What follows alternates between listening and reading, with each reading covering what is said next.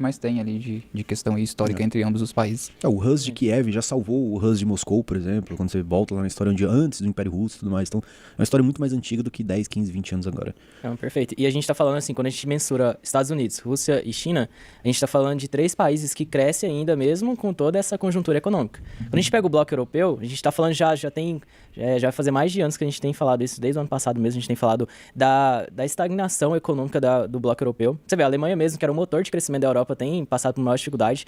Então os Estados Unidos também tá se aliando, não se aliando, né, mas assim, tá se aproximando de países que também crescem mais. Tanto que a União Europeia não ficou sozinha nesse tipo de debate, né, já correu para tentar fazer ali acordos, principalmente com o Mercosul.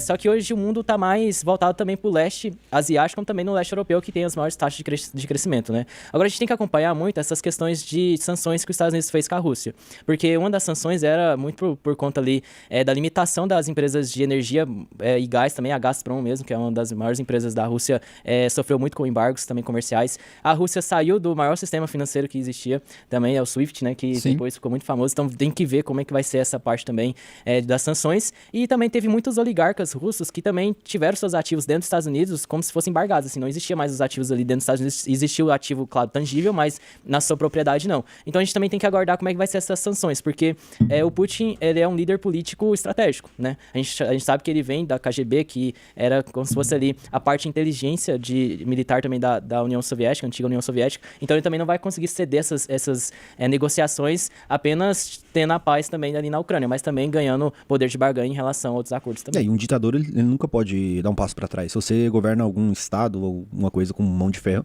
você não pode demonstrar fraqueza em nenhum momento. E perder um conflito é uma fraqueza, então ele não pode perder publicamente, entendeu? Acho que uma coisa interessante também, só pra se alongar nisso aí, né?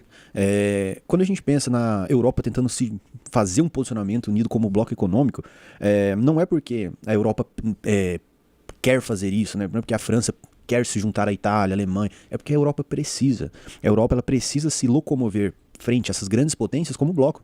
Por quê? Apesar de toda a influência histórica, a Europa ela tem poucos habitantes sozinhos.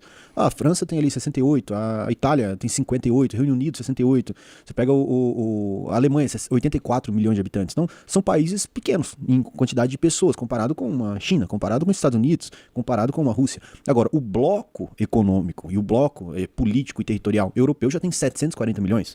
740 milhões é pelo menos metade da China, já consegue ter frente à Rússia, aos Estados Unidos, já vira um bloco econômico considerável. Só que o problema é que a gente vê que a Europa não consegue ter uma coalizão de decisão, né? Ela não consegue unir-se, inclusive em cada país isoladamente, quanto também como um bloco econômico frente a fazer algum movimento geopolítico ali. Então, é uma peça de Lego partida.